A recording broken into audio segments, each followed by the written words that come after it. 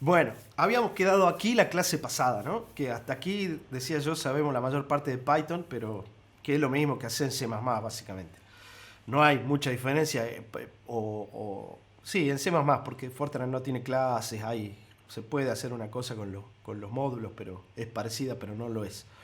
Eh, entonces, bueno, aquí viene esta figurita que a mí me gusta mucho. ¿Por qué la gente usa Python, no? Y bueno, es muy gracioso porque dice, ¿por qué estás volando, no? Y Python le dice el que está volando. Yo simplemente puse import antigravedad y ya está. Y bueno, más o menos un poco así funciona Python, porque la comunidad es tan grande que hay muchísimo hecho y vale la pena desde ese punto trabajar con lo que ya está hecho. Eh, entonces, si, si nos fijamos al respecto, la palabra mágica es import y ustedes así van a poder importar lo que vayan necesitando, básicamente. Pueden agarrar y hacer ustedes sus propios pedazos de código y con import lo van a ir metiendo. O pueden agarrar pedazos de código que lo descargan de internet o pueden agarrar algunos códigos que más o menos ya vienen estandarizados en forma de librería. Por ejemplo, la librería OS, este modulito. Por ejemplo, aquí importo la librería con este import OS. ¿Sí? OS es el nombre de la librería. Entonces, cuando yo quiera las cosas, las clases, crear objetos sí, crear objetos o usar métodos de alguna clase que está ahí adentro de OS, lo que voy a hacer es poner el nombre, ¿sí? Punto y el método que quiero ejecutar. ¿Bien? Por ejemplo acá, os.getCwd. Esto es Get Current Working Directory. Viene a ser el directorio en el cual está ahora trabajando. En el que ustedes abrieron la notebook de Python, por ejemplo. En este caso, que cuando yo lo corrí, estaba aquí. Y me da el path absoluto. ¿Bien? C, user, Seba, documents, Anaconda, notebooks, curso de Python, Yafe. Eh, Después también puedo agarrar y hacer directorios con mkdir. Y acá va a ir un string. En este caso es dirbobo. Puedo hacer un cambio de directorio a dirbobo con el change dir, fíjense. Y se mete aquí dirbobo. Y bueno, y después ahí abajo ya no se ve, pero lo que hago es cuando le pongo change dir punto punto, vuelve al anterior. Es decir, sale de dirbobo y vuelve a curso Python y AFE. Y bueno, puedo listar todo lo que hay ahí adentro y cosas por el estilo. Puedo borrar directorios y cuestiones. Les puede ser muy útil, sobre todo a la hora de procesar datos. Por ejemplo, la base de datos que veíamos la clase pasada, en la que había hecho un diccionario. ¿Se acuerdan que tenía un montón de strings? Caracterizando al paper del cual era referencia cada uno de los sets de medidas. Bueno, supónganse que yo quisiera hacer algo con cada uno de esos sets de medidas y guardarlo en archivos distintos. Bueno, uno puede agarrar y en archivos y en directorios, porque después se vuelven bueno, todos saben, ¿no? Los directorios se vuelven una cosa en la que uno ya no sabe qué tiene adentro y hacer carpetas, a veces uno las va haciendo a mano y todo eso, bueno. Con esto uno puede meter en for, por ejemplo, y agarrar y hacer una carpetita con la letrita A para las mediciones A y hacer todo lo que tiene que hacer ahí adentro y después para la B y después para la C y tal vez uno mete todo en un bucle, en un loop y se hace simple, fácil, sencillo y automático, digamos, y no lo tiene que hacer uno por uno, que eso suele ser bastante tortuoso hacer las cosas uno por uno. Así que, bueno, tengan en cuenta esta librería que les puede ser súper, súper útil. Bueno, eso era lo que era respecto a la librería OS y ahora vamos a ver la librería NumPy, que viene a ser como, para ciencia, viene a ser como la librería. Eh, la librería NumPy viene obviamente, ¿no? Numerical Python. Eh, tiene, pero una monstruosidad de herramienta numérica, una monstruosidad adentro. Yo quisiera que entremos a esto, a NumPy.org, y lo miremos. Bueno, NumPy lo que hace es fundamentalmente armar arrays y sobre esos arrays trabajar. Viene a ser como la herramienta que hace NumPy. Bueno, también hay NumPy en distintos. Ahora ya está, por ejemplo, dice que tiene una API en C y afines, ¿no? También está en C y está implementado en CUDA incluso, que son otros tipos de lenguajes. Pero veamos cuál es el ecosistema de NumPy. A ver si puedo agrandar aquí. Sí, señor. El ecosistema de NumPy quiere decir todo lo que está vinculado a NumPy. Acá, fíjense, dice NumPy trae, cosas que son más naturales para la gente que programa en C, Fortran y nos van a resultar mucho más comunes. Se utiliza en computación cuántica, en estadística. Acá hay librerías que están montadas sobre NumPy, ¿no? Quantum, QTIP y todas estas. Pandas, Stats Models, Seaborn. Esto se usa muchísimo hoy en todo lo que es Deep Learning y, análisis estadístico y de datos en general. Procesamiento de señales.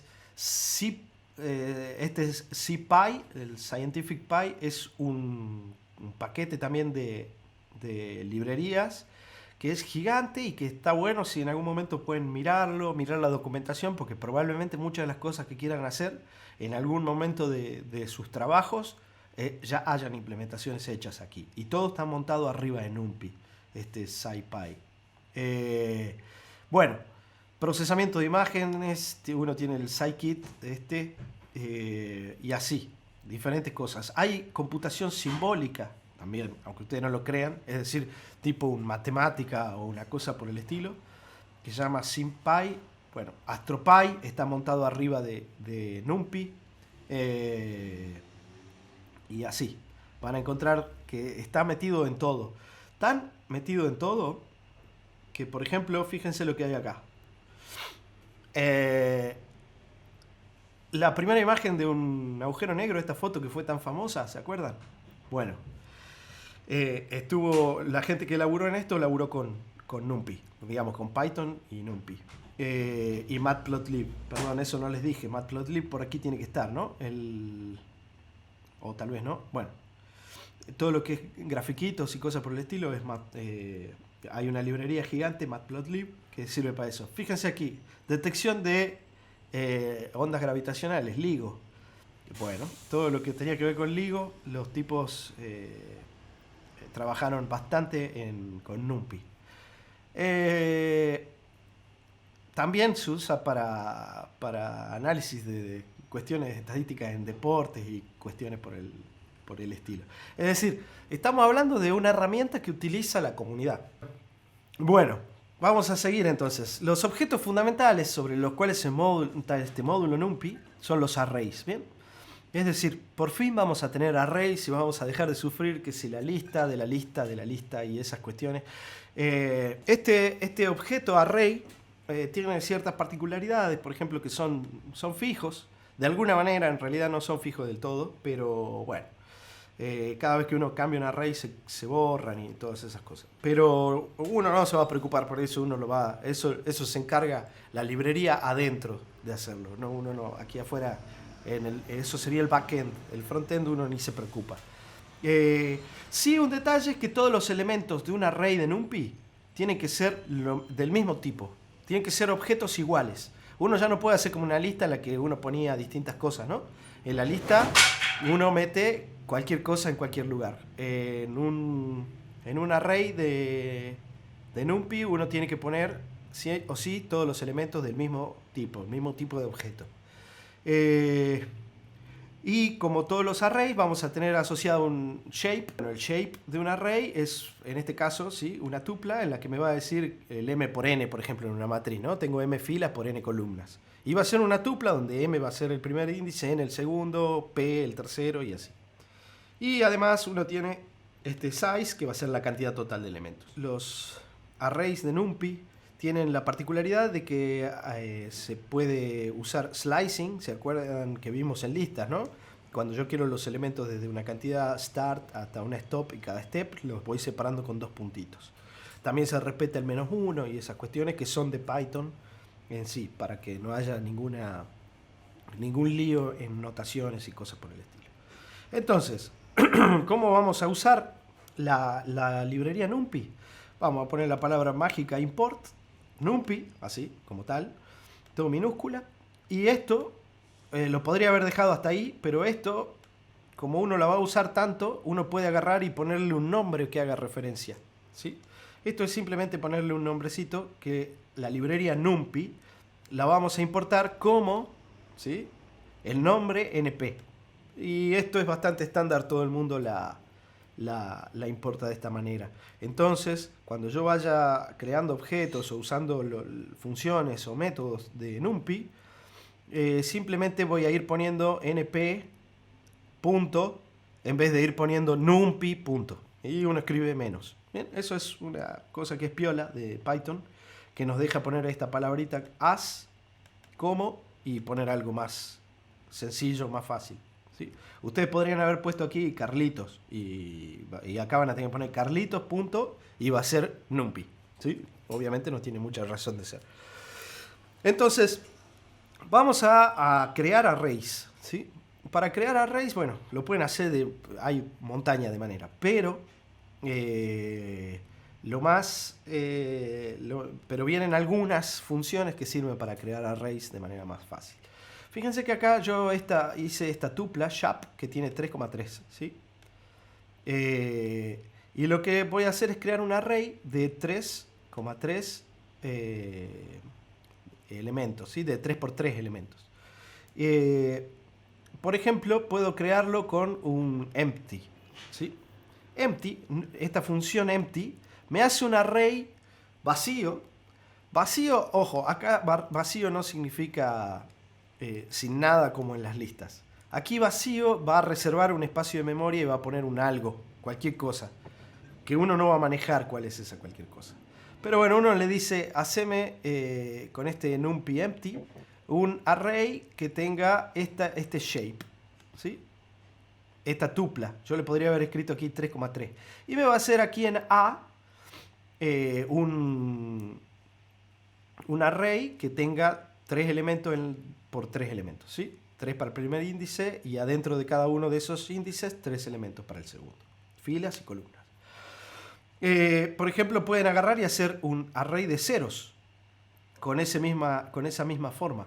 En este np ceros me hace un array en el cual todos son ceros, ¿sí? Y entonces uno inicializa el array con ceros. Eso es súper útil. Por ejemplo, acá le puse que me imprima el shape de A. Fíjense que ahora mi array A de NumPy tiene un método que es shape. Un método o un atributo. En realidad es un atributo, no un método. Perdón. Es una variable, ¿sí? Adentro de A. De la clase A, que es la clase A, aquí generé un objeto array de NumPy. ¿Bien? Que existe por ahí en algún lugar programado adentro de esa librería, toda la clase y con los métodos y con las cuestiones adentro. Fíjense, yo puedo decir A que sea un vector de NumPy con unos, ¿sí? Y que quiero que tenga 3,2, ¿sí? ¿Qué es ones?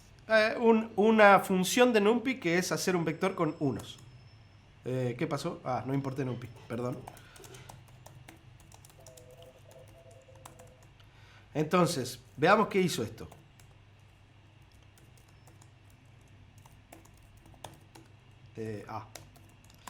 Bueno, me hizo un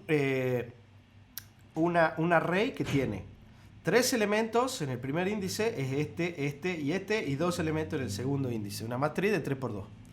Entonces, ¿qué pasa si yo pongo shape aquí? ¿Bien?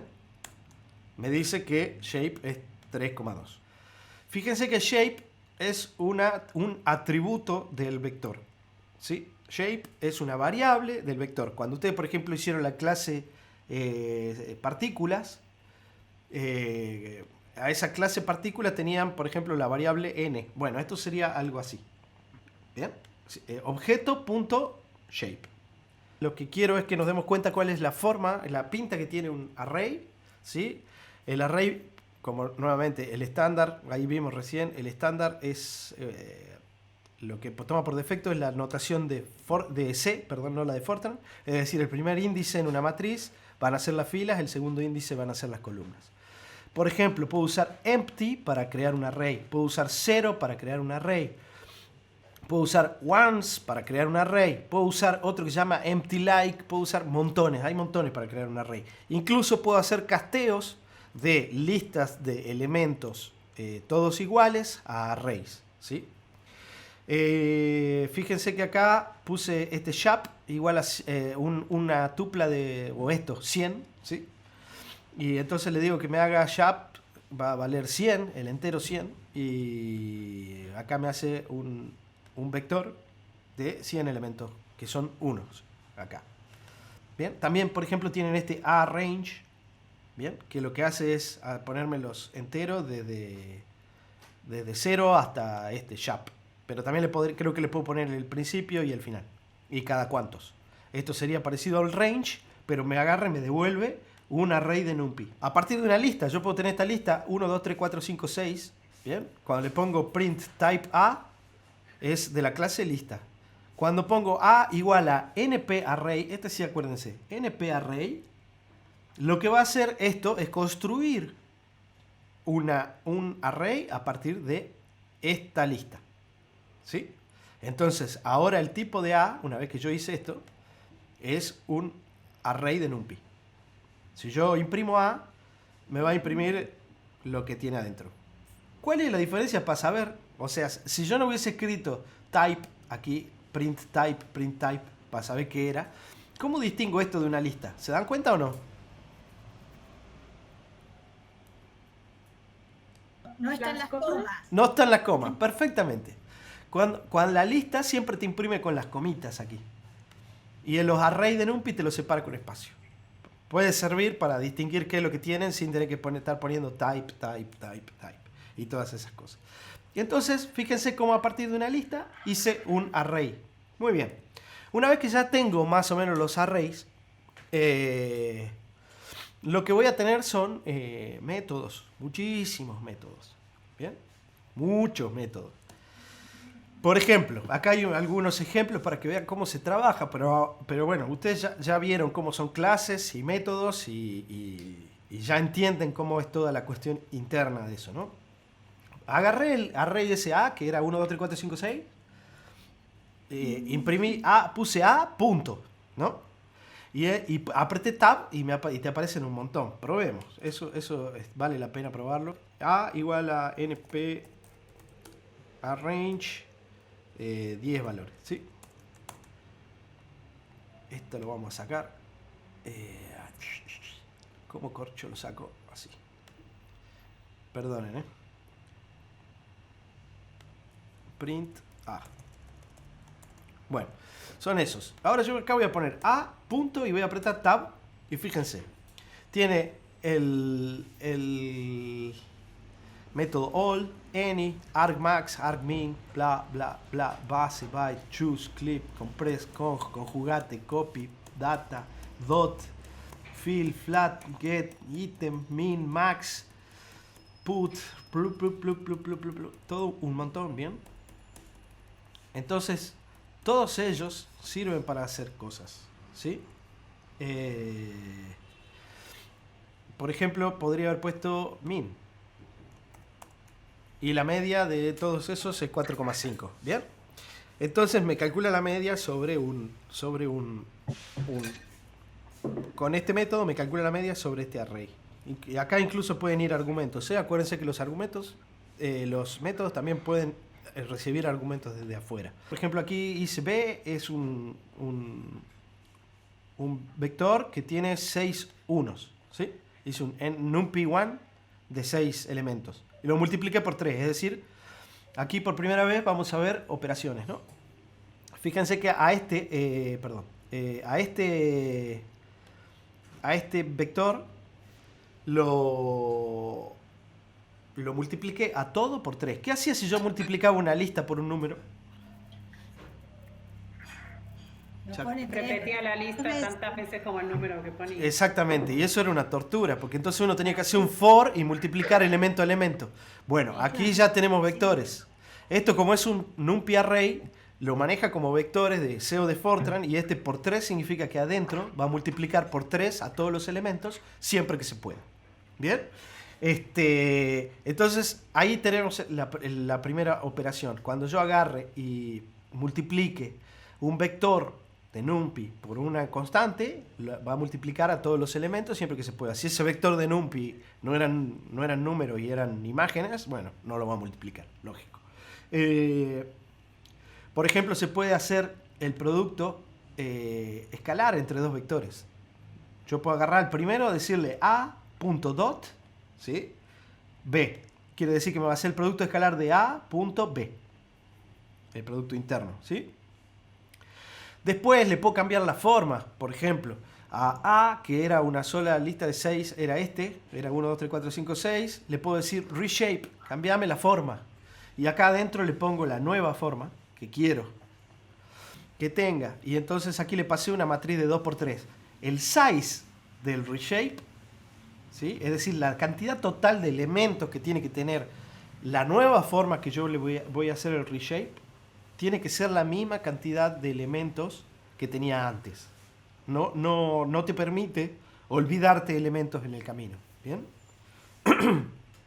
Entonces, aquí este solo vector lo convierto en esta matriz, por ejemplo. Uno tiene montones, de verdad, montones de funciones. Por ejemplo, esta diag, y uno le pone aquí los valores de la diagonal principal y me construye una matriz cuadrada con esos elementos en la diagonal. Y por ejemplo, agarré a A, ¿sí? Y le hice un reshape y lo transformé en esto y lo multipliqué por B. B es la matriz identidad, ¿no? Acuérdense ahora, B es esto. Y le hice el producto escalar de esta matriz A, que tiene 2,3 elementos, por esta matriz B, que tiene 3,3 elementos. Y obviamente, como es la identidad, me tiene que dar el mismo.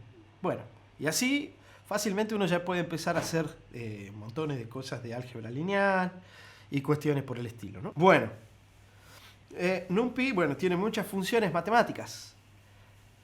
Por ejemplo, bueno, uno tiene constantes, ahí adentro está definido pi, por ejemplo, ya no se tienen que acordar que era 3,14, 15, bla, bla, bla. Uno pone en np numpy.pi y me da todo lo que tenga que ser. Por ejemplo, aquí el seno de numpy pi. Acuérdense que esto es cálculo numérico, entonces los ceros no existen. O existen a menos que sean enteros. O uno se lo explicite. Entonces, el seno de este pi con en los 53 bytes del float, este 0, que me queda un 1,22 por 10 a la menos 16. ¿Bien? Eso sería un 0 de alguna manera. O puede sacar el exp de un valor, ¿bien? Este es el número e. O puede agarrar y hacer estas operaciones sobre todo el vector. Por ejemplo, acá estoy usando una función que se llama linspace.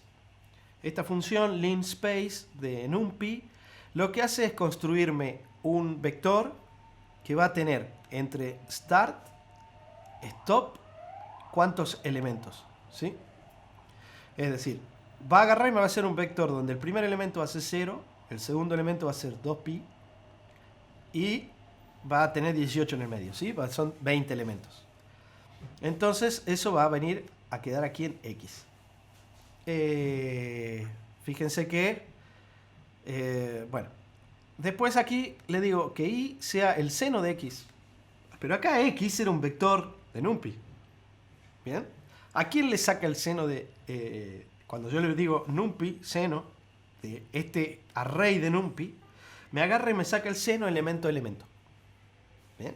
Sobre cada uno de los elementos de X. Entonces las funciones matemáticas que no impliquen productos escalares o cosas por el estilo, sino las funciones matemáticas que son de un único valor, NumPy los va a hacer sobre todos los elementos. Por ejemplo, acá uso otra que es vertical stack, ¿sí? Esto va a ser un vector, acuérdense, de 20 elementos que van a ser esta columna. Esta y la de abajo, ¿no? Y es un chorizo, un solo vector. Y después, la i va a ser un solo vector con 20 elementos que tiene el seno de cada uno de estos elementos de acá. Entonces este vertical stack me va a hacer una matriz, ¿bien? Un nuevo array en el cual me va a apilar el primero y me va a apilar el segundo. Va a terminar siendo entonces una matriz de 2 por 20.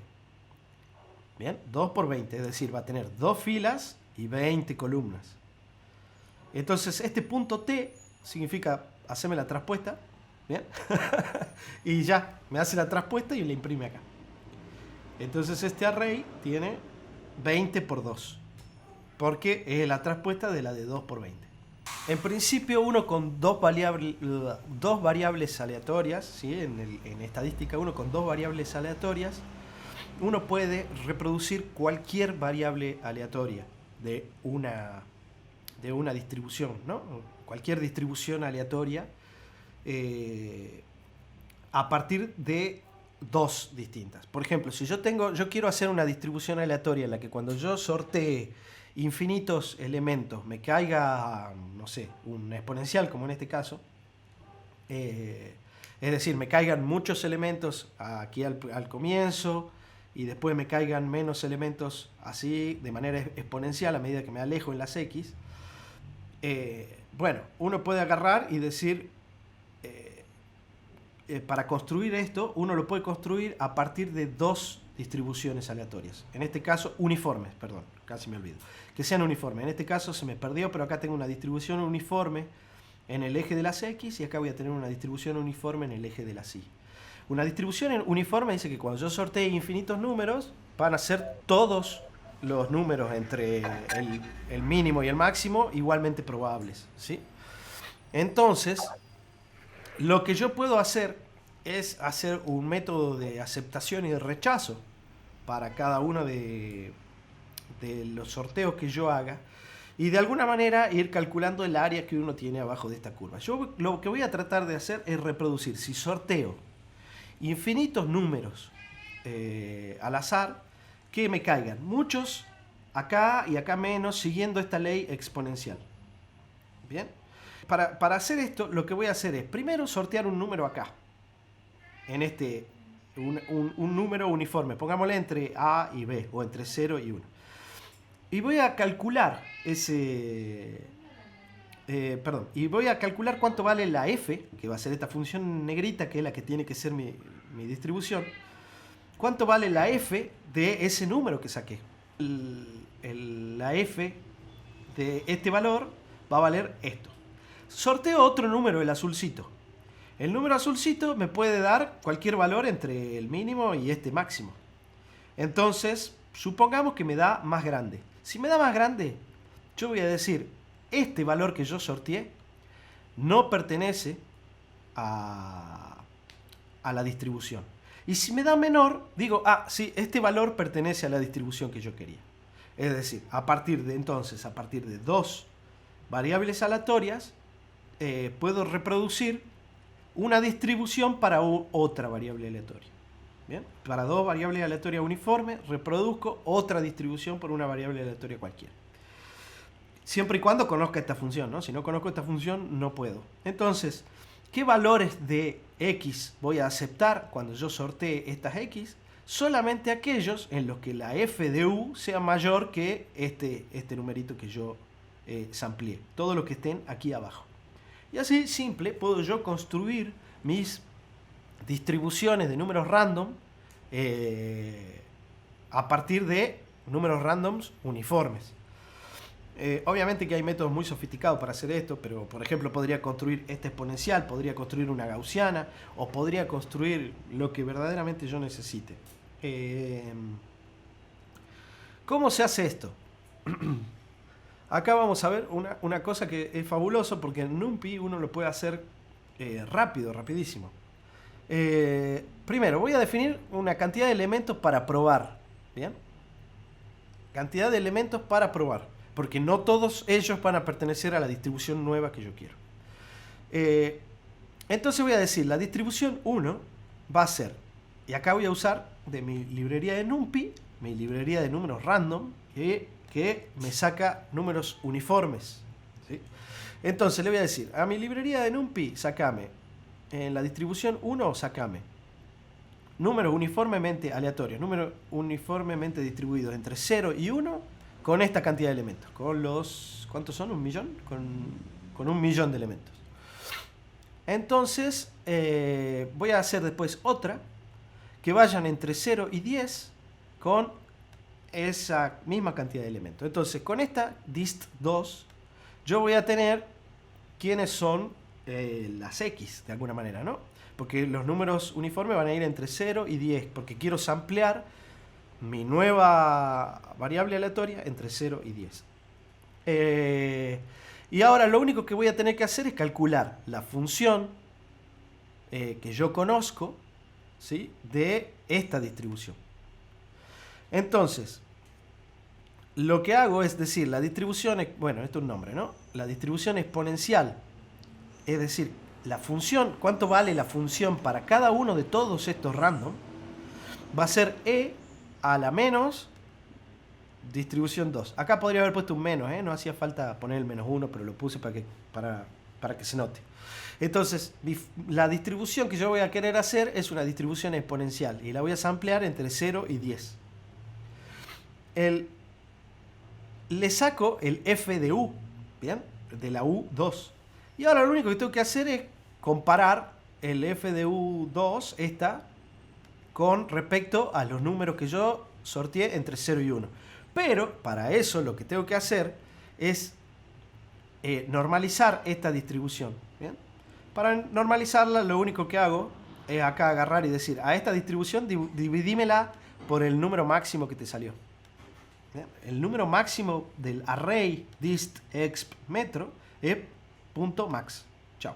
Ese método me devuelve el máximo de todo ese array, que son números al azar, la exponencial de números al azar, son números al azar. Entonces, aquí tengo normalizado, tengo todo entre 0 o el más chico y 1. Entonces, ahora le digo, voy a probar aquí una cosa. Acuérdense, dist1 va a ser mi número al azar con el que yo voy a comparar esta f de todos estos números random. Y entonces le digo aquí, imprimime, dist1 menor o igual que dist exp metro. ¿Qué hice yo acá? Cuando yo agarré y le puse, se imaginan, ¿no? Si yo agarro y pongo acá un array de 1 millón de elementos, le dije menor o igual que un array de 1 millón de elementos. Esto lo que va a hacer es operar elemento a elemento y el resultado de esto va a ser un array de 1 millón de elementos con verdadero, falso, falso, verdadero, falso, falso, falso. ¿Se entiende? Esta máscara o este array es el resultado de esto, que son un array de 1 millón de falsos y verdaderos.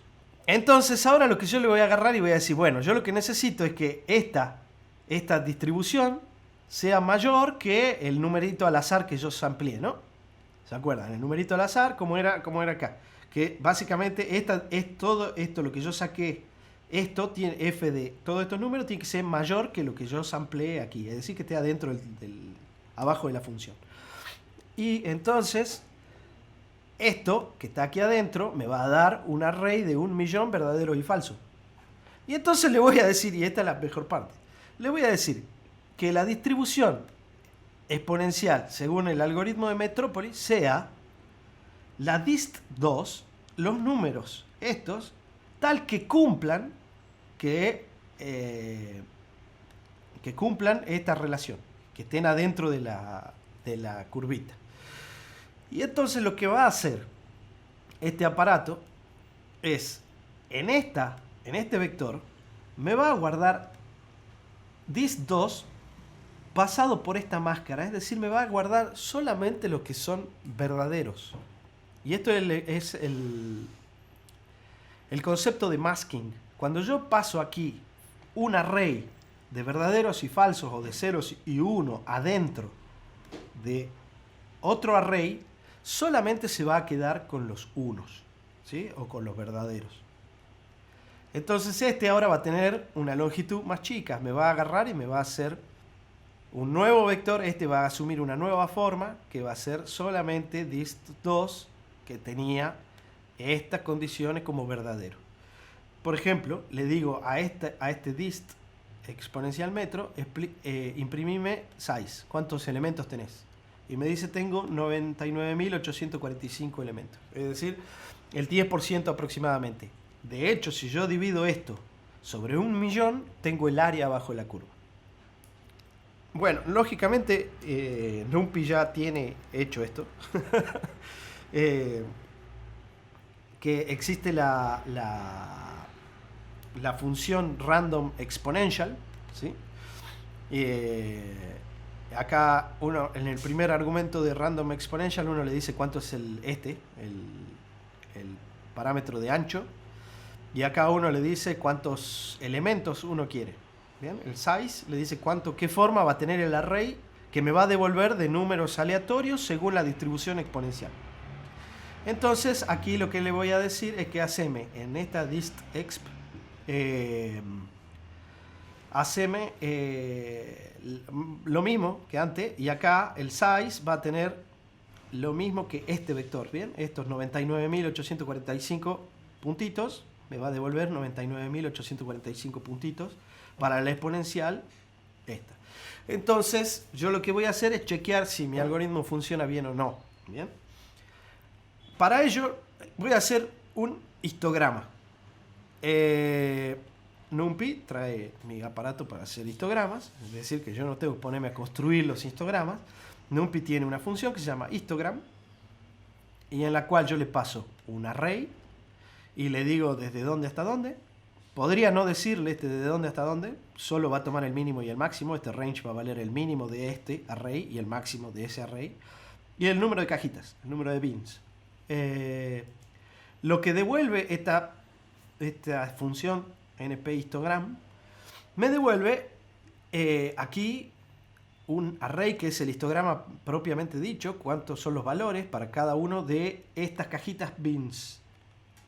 Este bins va a tener n más 1, este numerito, bins más 1 elementos, y este va a tener bins elementos, porque me devuelve cuánto es los límites de cada cajita. Bien.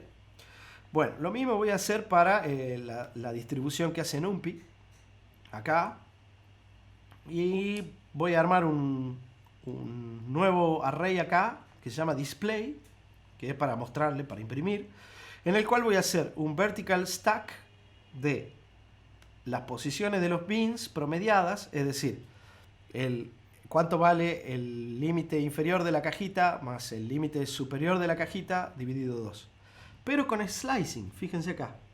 No lo hago elemento a elemento. Le digo haceme todos los bins, todo mi vector bins, ¿sí? Hacelo hasta -1. Es decir, no me incluyas el último. A esos que serían todos los bordes izquierdos de las cajitas. Sumale todos los bordes derechos, es decir, desde bins 1 hasta el último. Dividilo sobre 2 y saco el punto medio de la cajita del histograma. Y a eso hacele el vertical stack con este otro que va a ser el histograma de mi distribución que yo saqué con el algoritmo de Metrópoli. Haceme lo mismo para el histograma con la distribución que saqué con el algoritmo que ya tiene implementado NumPy. Y entonces ahora imprimime display traspuesta. ¿Bien? Fíjense que esto, para tener el vertical stack, va a ser una matriz de 1, 2, 3, 4 por 10. ¿Sí? 4 por 10. Entonces cuando le digo transpónemela e imprimímela, va a ser de 10 por 4. Y entonces esto es el valor medio de la cajita, 0,5 y 0,5.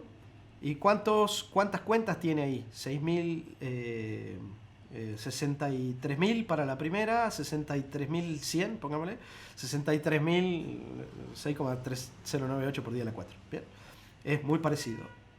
Y para la que sigue también, y para la que sigue también. Acuérdense que son números aleatorios, básicamente se puede decir que estas son distribuciones que son iguales. Entonces funciona mi algoritmo. Con ese algoritmo podría hacer otra distribución que pueda llegar a necesitar. Por ejemplo, lo que van a hacer CTMC van a necesitar una distribución que es la función del estado fundamental del hidrógeno. ¿Bien? Que la función del estado fundamental del hidrógeno es un R por es un X por E a la menos X.